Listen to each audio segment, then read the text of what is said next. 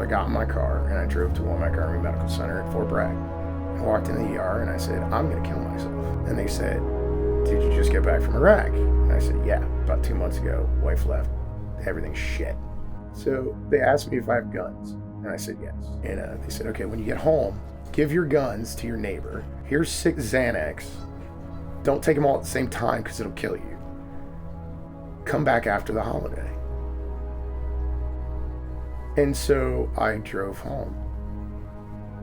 And I cracked open a bottle of vodka.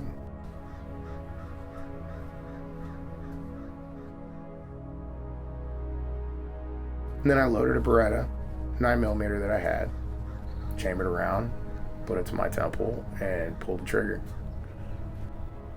Then I heard a pop.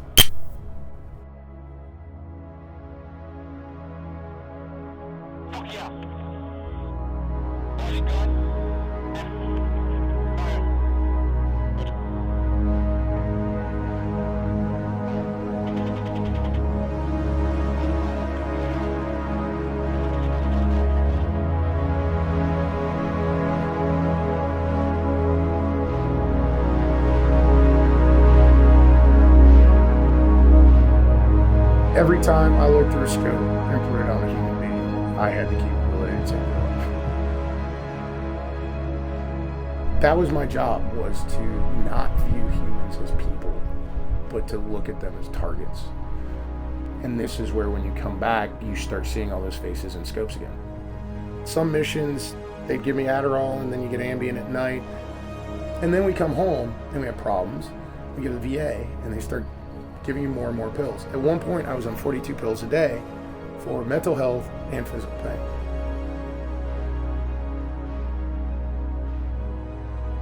A lot of people don't talk about, when it comes to PTSD, they focus on like me, the soldier, and the impact on me.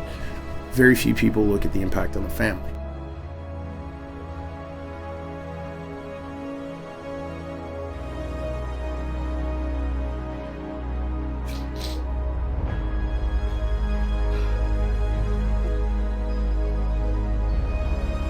My story isn't unique.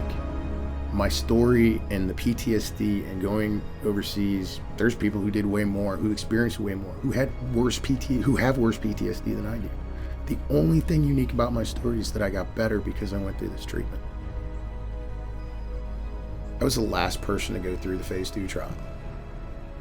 The door closed behind me, and a slot opened up at the last minute. And I have friends I talk to constantly who desperately need it. Randomized, double-blind, placebo-controlled clinical research trials that 68% of the people need no treatment after 12 months. No pills, no therapy, they're just good to go. And that's been available since before World War I.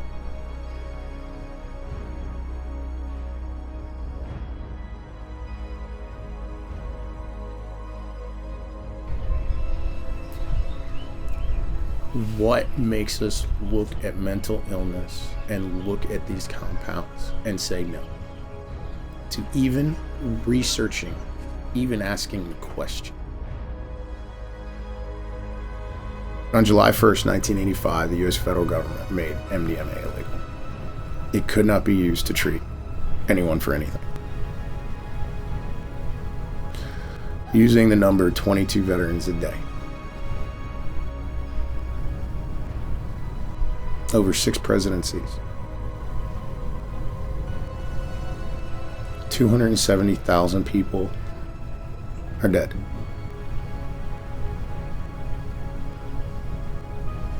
$270,000 people who wore the uniform of this country, who fought for this flag and fought for this country, are dead because the treatment that they needed was made illegal by the very people that sent them into harm's way.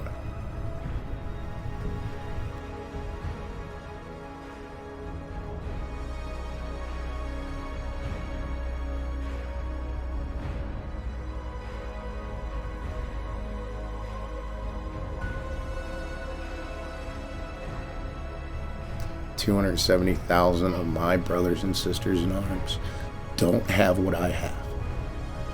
A second lease on life. Their kids got handed a flag.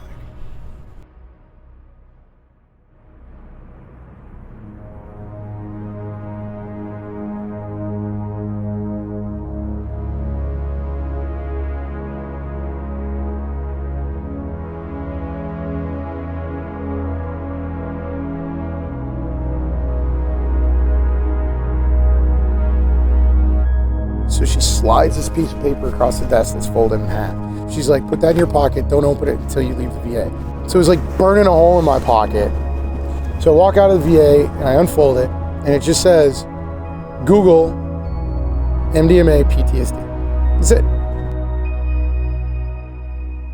We don't leave anybody behind, and we are right now.